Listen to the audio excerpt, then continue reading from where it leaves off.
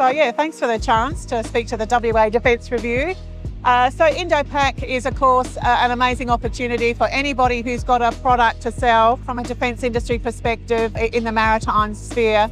This is not my first rodeo. I'm currently here as the Shadow Minister for Defence Industry and the Shadow Minister for Defence Personnel. I have been here in the past as the Minister for Defence Industry.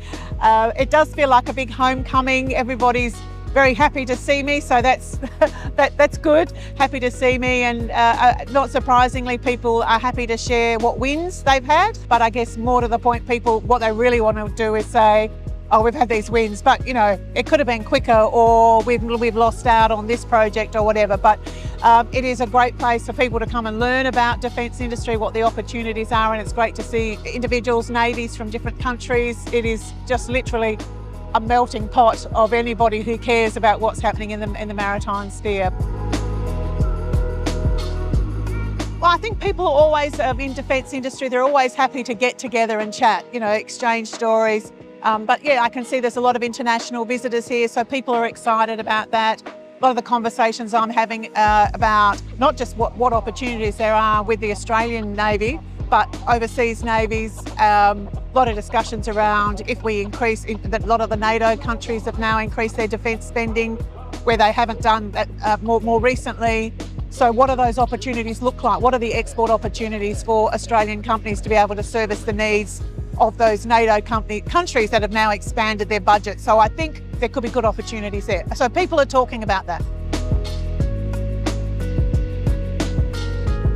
So if you believe the government, there's been a lot of work done at Henderson, a lot of work done at Stirling, but when you talk to defence industry, they shake their head and they say, well, that's all just talk, that's all just media releases.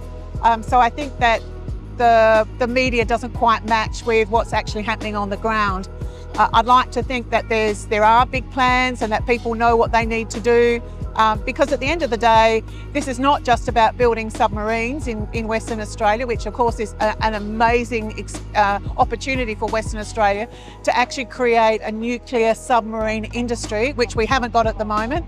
And I know that there's a lot of capability in Western Australia who just need to be led in the right direction. They might need a bit of money to upskill their staff. But the reality is we've got almost like a permanent presence of the US and the UK subs coming in 2027. We are nearly at the end of 2025, so that is not very far away. This is what people are telling me down there that are on the ground, that we're not ready. And my fear is that if we don't get that part right of AUKUS, then maybe we put the rest of it at risk. So we need to prove in Western Australia, that we're capable of looking after the crews, housing them, feeding them, but we're also capable of doing maintenance on the US and the UK subs. I think there might be some opportunities at the moment. There is already a US sub in town in Western Australia at the moment. So I'm not saying that we don't have the capability, but I think there's a lot of opportunity, because if we get especially that maintenance part right, the US, its own industrial base is under stress. So it needs somewhere else for its submarines to be maintained. So why not down in Henderson? And that's what I'm really excited about. But if we don't get this first bit right, then all that is at risk.